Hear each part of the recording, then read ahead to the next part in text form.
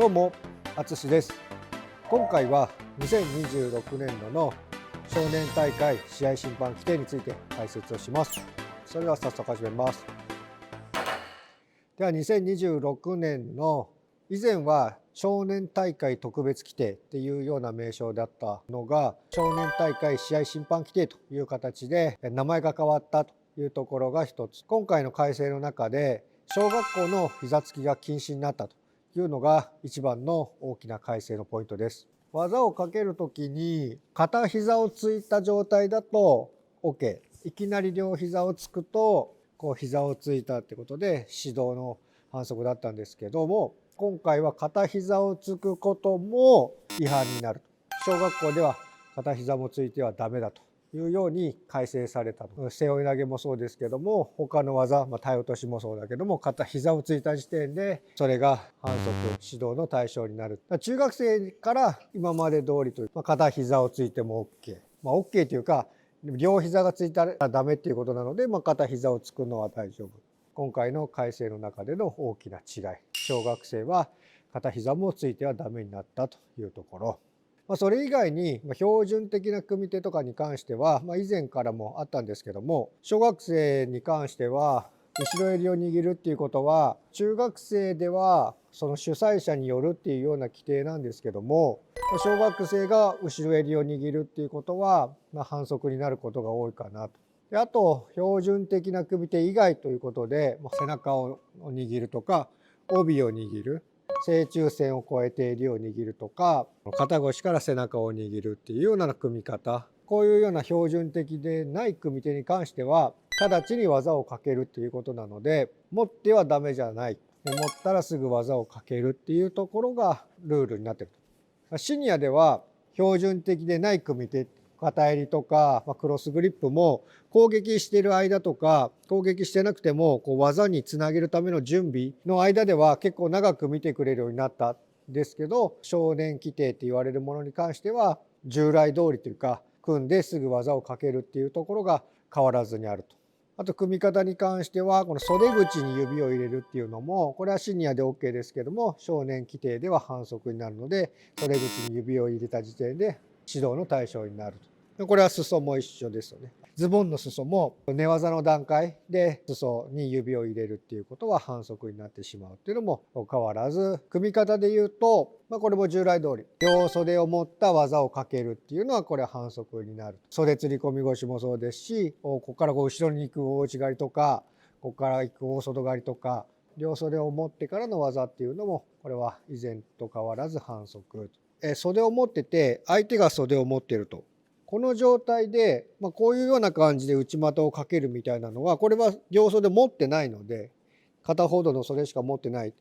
なので、こういう感じの技をかけるっていうのは、両袖持ってないのでね。こう持ってかけてしまうと当然反則ですけども、相手が袖を持っている状態で、技に入るという分には、これは全然、両方持ってないので、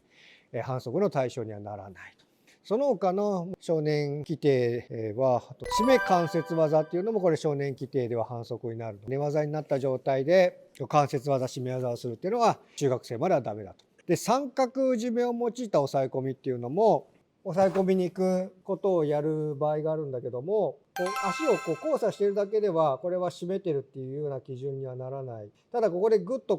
締まってるっていうふうに判断をされれば、そこで待てをかけられるっていうところがちょっと審判の見極めが難しいところ。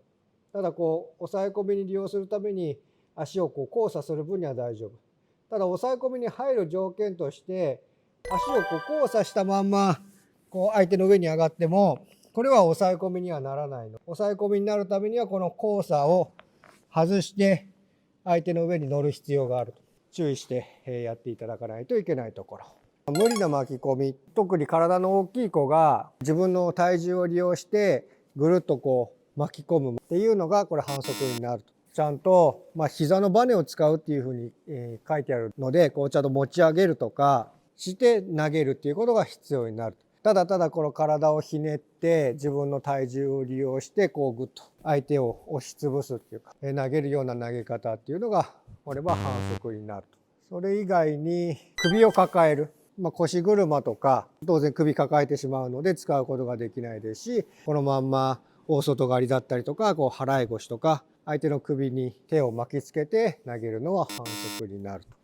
あとは逆背負いって言われる、韓国背負いとかって言われるような、こういう感じで、喧嘩四つのような姿勢から両方の襟を持って回って相手を投げるような技。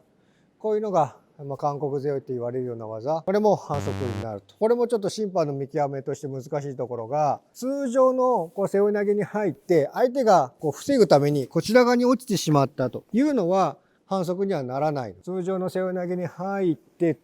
本来だったらこういう感じで投げるのを相手がこらえたりしてちょっと逆側に落ちてしまったと。反則の対象にならないというところは注意してください。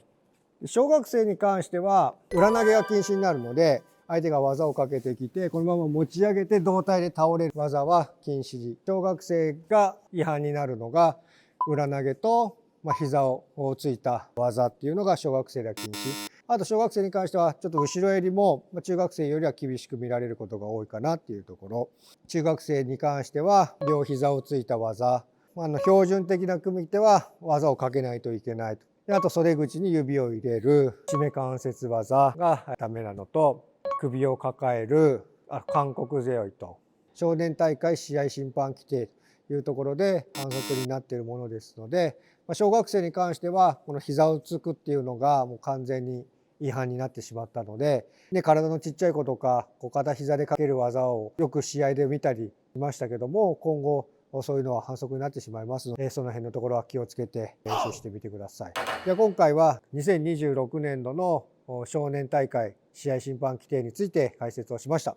今回の動画が参考になったという方はチャンネル登録、高評価、コメントなどしていただけると嬉しいです。よろしくお願いします。それでは次の動画で会いましょう。ありがとうございました。こういう横三角みたいな感じでこういう風に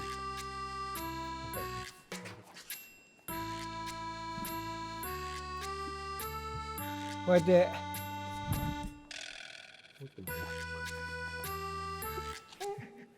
ここぐらい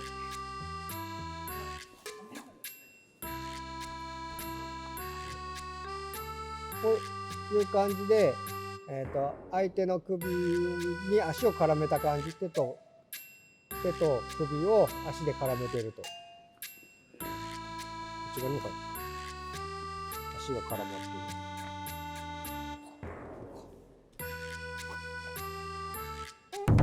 動画を最後まで見ていただきありがとうございました。チャンネル登録お願いします。それでは次の動画で会いましょう。